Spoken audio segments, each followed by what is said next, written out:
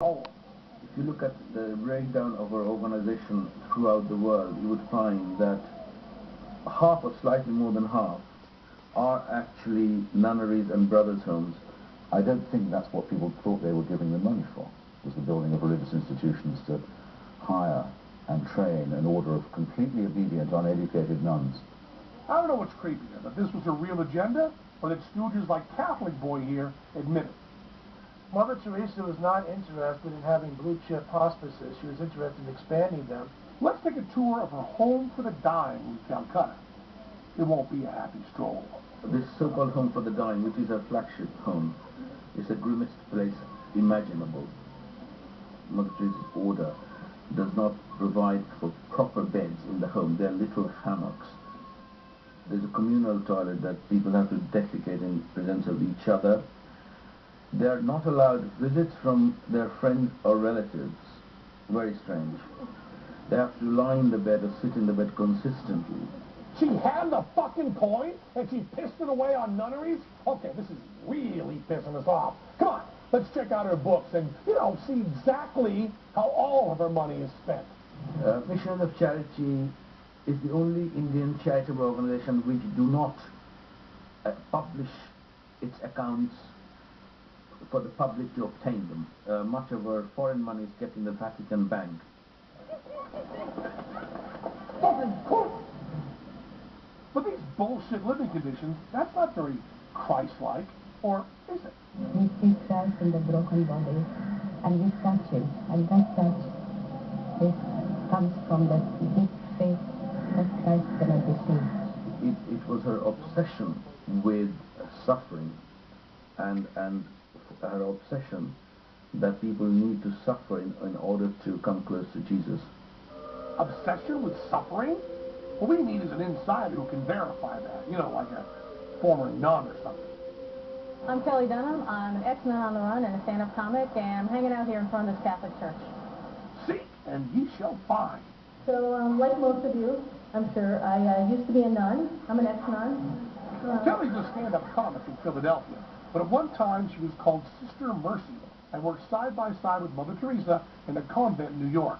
What she saw surprised her. The biggest thing that I think that Mother Teresa should maybe be held accountable for is this cult of suffering that she's created. She definitely has a kind of harsh side. At the convent, Kelly was moved by the pain and misery of the residents, but angered by how she was instructed to deal with it. She was told to be like Mother Teresa. It was required for you to kind of subvert every human emotion.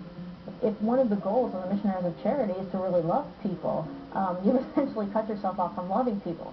That was a life Kelly didn't want. Hopefully this will cover my soul for talking shit about Mother Teresa. So she quit the church. Could never get them when I was a nun either. They're in the business of alleviating suffering, but I think that they believe a lot in suffering, and it's hard to do both at the same time. What was it with Mother Teresa's suffering kink? Is that how she got off? Mother Teresa wanted people to live in impoverished conditions so she could identify with the poor whom she's serving. Whoa, let's play that back. Did he just say what I think he said? Oh, absolutely. Mother Teresa wanted people to live in impoverished conditions so she could identify with the poor whom she's serving. They had to suffer so Mother fucking Teresa could be enlightened? Oh, what a saint. She must have been so enlightened she glowed in the dark. She wasn't in the least bit interested in alleviating poverty. I would say it was a certainty that millions of people died because of her work, and millions more were made poorer, stupider, more sick, more diseased, more fearful, and more ignorant. God bless you, Mother Teresa. God bless you. In spite of Mother Teresa's glowing reputation, the Catholic Church is in trouble. Priests raping boys will do that. There's panic in the Vatican, and something has to be done. One way of keeping the faithful together is the old-time religion, is the good old-fashioned stuff. Let's find a real saint, one who even the non-Catholics love. Vatican rules say that Mother Teresa hasn't been dead long enough to be a saint. Well, the Pope said a few magic words and presto changeo, the problem is gone. But Pope land rules require Mother Teresa must perform count them, 2 miracles after her death. The Pope changed that requirement to 1. And then, hallelujah! In a village outside of Calcutta, the church found a woman willing to claim that a tchotchke with Mother Teresa's face on it had cured her stomach tumor. Now, the woman's own husband said, "This miracle is a hoax. My wife was cured by doctors." But who listens to him?